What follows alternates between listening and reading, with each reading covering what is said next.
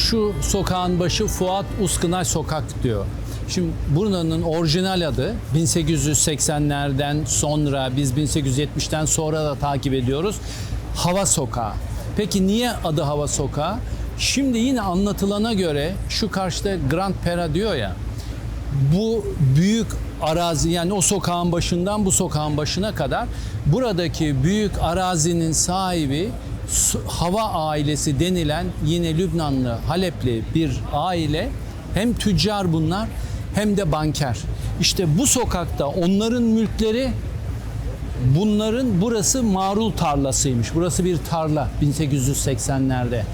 İşte eski Cebeli Lübnan mutasarrıfı Franco Paşa'nın da yaptırmış olduğu, önünde konuştuğumuz apartman. Peki Fuat Uskınay ismi ne? Çok önemli bir isim. Bizim ilk sinema dünyamızın önderi. Hangi dönem? Enver Paşa, İttihat Terakki. Nerede görüyoruz önce? Önce şurada görüyoruz. 93 Harbi sonrası Yeşilköy'de Ruslar orada anıt yaptırdı ya. Ondan sonra anıt yıkılır. Yıkılırken işte o anıtın yıkılışını çeken adam Fuat Bey 150 metredir. O filmin uzunluğu çektiği. Ondan sonra orduya alınacak. Bizde Ordu Fotofilm Merkezi kurdurulacak. Ama daha sonra da yine uzun metrajlı filmler çekecek. Bu sokağın daha sonraki ismi de Yeni Melek Sokağı olacak. Yeni Melek Sokağı olup değişti çünkü sinemada karşıda gördüğünüz üzere şimdi herhalde orası da artık bir iş hanımı olacak, ne yapacaklarsa yazık. Sinema tarihimizin önemli simgelerinden birisiyken ne üzüntüyle tabii belirtiyoruz. İşte bu bölge zaten hep bizim sinema dünyamızın, insanlarımızın doğru kararla isimleri oldu. Örnek Bursa Sokağı'nın adı Sadri Alışık olacak. Öbür sokaklar değişecek, Ayhan Işık olacak sevgili arkadaşlar ve sinemacıların adları verilecek. İşte Hava Sokağı yerine Fuat Uskınay niye görüyoruz diyorsanız işte bu nedenden dolayı bunu böyle görmekteyiz.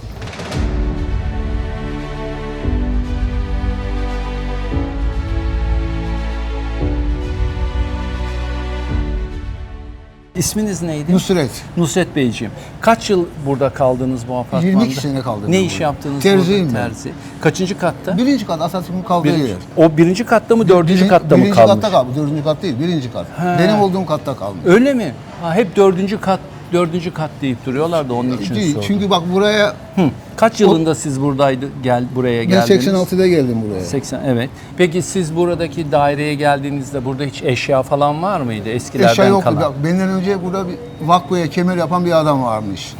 O 2 ay falan kaldı. Ondan sonra ben geldim buraya.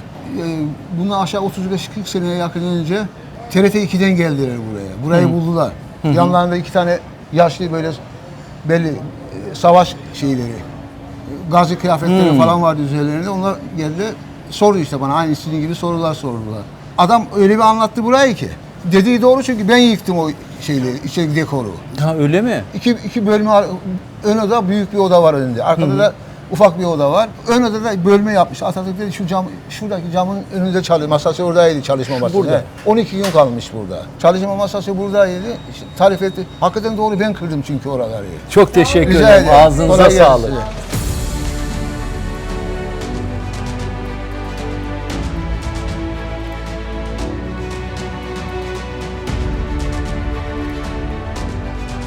Peki bizim için önemi ne? Şimdi gelelim oraya. Niye biz buradayız? Niye daha önce de işte ilgilenildi? Beyefendiden de dinledik. Kaç yıl önce gelmiş, TRT'den de belgeseller yapıldı. Sebebi şu efendim. Mustafa Kemal Paşa en son biliyorsun Suriye cephesindeydi ya. En son oradaydı. O Yıldırım orduları kuruldu. 4. ordu, 7. ordu falan hepsi oralarda 4-5-7. Mondros, savaş bitti. Mütareke. Mustafa Kemal Paşa dönecek. Fakat şöyle bir şey oldu. Daha önce sağlığı biliyorsunuz hep problemlidir. Çocukluğundan beri problemlidir Mustafa Kemal'in. Ta askeri lisedeyken sevgili arkadaşlar ölümden döndü. Annesi okuldan aldı. 4 ay evde bakmak zorunda kaldı, ciddi. Sağlığı hep bozuktur. Böbreklerinde problem var. Sıtmalar geçirdi. Anlayabiliriz. Bütün ömür cephelerde geçti. Hijyen yok. Beslenme yok. Uyku yok. Bu insanlar normal. Halep'te de bu yine hastalandı. Yine böbrekleri problem. Fakat şöyle de bir şey var. Aşağıda Suriye cephesinde Zübeyde Hanım'a burada haberler geliyor. Gelen haberlerden birisi şu sevgili arkadaşlar. Efendim gözleri kör oldu. Zübeyde Hanım perişan durumda. Cevat Abbas İstanbul'da. Abdurrahim Tunçak evlatlık yanında akaretler. Geldi dedi ki Cevat Abbas, Valide Hanım ben Mustafa Kemal Paşa'ya dönüyorum. İznim bitti. Bir emriniz var mı? O da ağladı, etti. Böyle böyle haberler duyuyorum. Beni de götür. Cevat Abbas ilk anda bir şey demedi. Geri döndü anladığımız kadarıyla. Mustafa Kemal Paşa'ya telgraf çekti ki böyle böyle Valide Hanım gelmek istiyor. O da onayladı. Abdurrahim'i aldı. Gittiler oraya. Nasıl gittiler diyorsanız trenle tabii ki Adana, oradan indiler. Hatta şöyle bir şey var. İnanmıyor, gözleri işte kör olduğunu düşünüyor. Hatta Mustafa Kemal şöyle diyor, anne bak diyor gözlerime ben seni görüyorum bak anlatıyorum. Zor razı etti. Fakat böbreklerinden hasta Abdurrahim anlatıyor. Diyor ki orada diyor biz bir konağa gittik. Peki kimin evine gitmişler? Diyor ki İstanbul'dan çok iyi tanıdığı işte adı Salih Fansa olan onların konağına gittik. Portakal bahçeleri vardı. Biz diyor onlarda kaldık. Bir süre kalıyorlar orada. Bir çavuş var, izinli geliyor İstanbul'a. Zübeyde Hanım'ı ve Abdurrahim'i onun yanına koyuyorlar ve onlar öyle İstanbul'a dönüyor. Şimdi demek ki Fansalar dediğimiz aileyle oradalar. Bakın bir süre sonra bu Fansalar, bu ailenin İngilizler işgal etti biliyorsunuz Şam'ı. İşgal edince orada ilişkiler bozuldu. Bunlar varlıklı aile, tüccar aile. İstanbul'a onlar da gelmeye karar verdi. İşte İstanbul'a geliyorlar. Bu Franco apartmanını kiralıyorlar. Anladığım kadarıyla apartmanı satın almış da olabilirler. İşte demin anlattım ya, Pera Palas'ta kaldığında Fansa devamlı olarak Salih Bey'in yanına gidiyordu. Eşinin adı Selma'dır. Sen burada kalma. Hem işgal işte güçleri rahatsız oluyorsun, burası pahalı, belli, para da yetmeyecek, çok belli. Gelsene diye geldiğinde işte demin beyefendi bize anlatırken ne dedi? 1. kattaydı odası. Halbuki hatıratlarda bir şey söylüyor bize. 4. katta diye ifade ediliyor. Halbuki burada 22 yıldır kalan beyefendi, terzanesi olan beyefendi bize neyi anlattı? 1. kattaydı, ben geldim işte hani dekorları ben bozdum falan filan şeyleri söyledi süreç içerisinde. Burada başka ne önemi var? Yani niçin üstünde duruyoruz? Çünkü 2 tane önemli olay var burada. Bunlardan birisi ne biliyor musunuz? Bunlardan birisi şu efendim. Ali Fethi'nin Malta sürgünü yapılacağı, tutuklanacağı haberini ilk burada aldı. 2, çok daha önemlisi özel yaşamda önemli bir mesele var. Çok üzerinde konuşulur.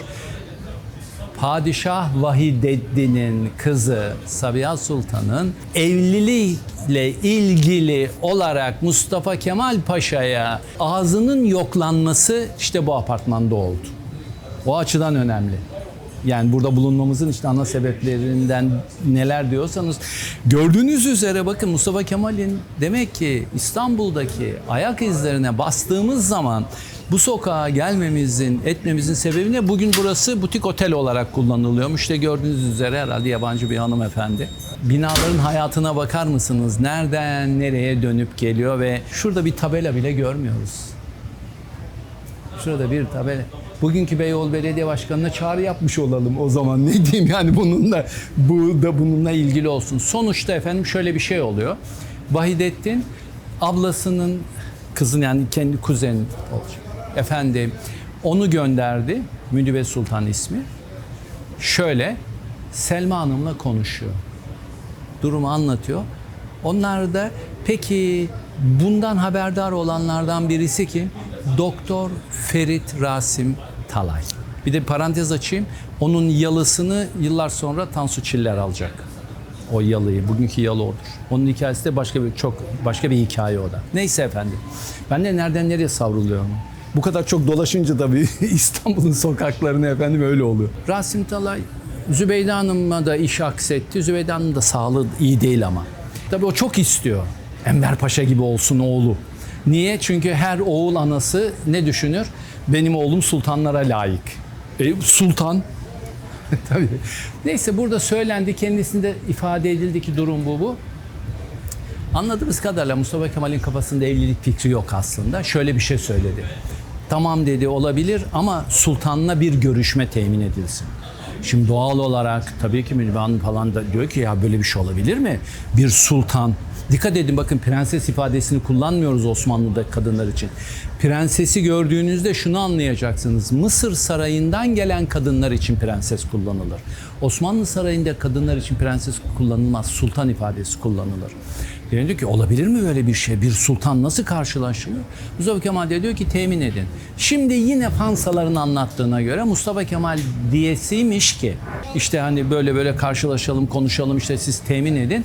Bunun karşılığında yine Münir Hanım diyesiymiş ki efendim bunu da temin edebilir mi olacak iş değil ama paşanın eğer niyeti ciddiyse.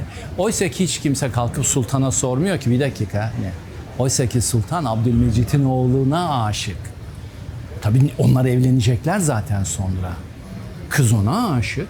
Sonuçta Mustafa Kemal, Rasim Ferit'le konuşuyorlar ya. Hangi gün olduğunu tam bilmiyoruz. Rasim Ferit'in koluna giriyor. Maçka Parkı'na doğru yürüyorlar. Yürürken yolda konu açılıyor. Bu evlilik konusu. Mustafa Kemal anlatırken Rasim Ferit diyor ki dur. Bu çok yanlış. Bir kere söyleyeyim sana diyor. Sen birkaç ay sonra diyor bu kadından bıkarsın. Evlendiğin kadın bir sultan. Bu olmaz. Sonra bir Enver Paşa meselesi konuşuyor. Naciye Sultan meselesini falan filan. Bunları konuşuyorlar, ediyorlar. Böyle bir evliliğin kendisi için yanlış olacağını, sürdürülemeyeceğini, işte onun planları olduğunu Rasim Ferit biliyor çünkü devamlı konuşuyorlar. Sonuçta demiş ki Mustafa Kemal sen benim gerçek dostumsun. Çünkü anne falan herkes diyor ki evlensin. Sen benim gerçek dostumsun. Evet böyle bir evlilik olmaz. Zaten sultan da zaten aşık. Ömer Faruk. Çok da yakışıklı bir adam Ömer Faruk aynı. Çok da yakışıklı bir adam. Kız çok güzel. Sonuçta efendim onların izdivaçları gerçekleşti. Hepimizin bildiği üzere Mustafa Kemal Paşa tabii ondan sonraki hayatında bir tek evlilik yapacak Latife Hanım. Her evlilik gibi stratejik yanlışlık. Bir de stratejik hata İzmirli bir kızla evlendi. Özgürlükçü bir kızla. Neyse o da yeri geldiğinde konuşuruz. Her neyse sonuçta tekrar buraya geri dönelim. Evet efendim işte Franco Paşa Apartmanı'nın hikayesi bu. Bunu birazcık daha ayrıntılayacağız. İleride başka bir sokakta konuşacağız bunları.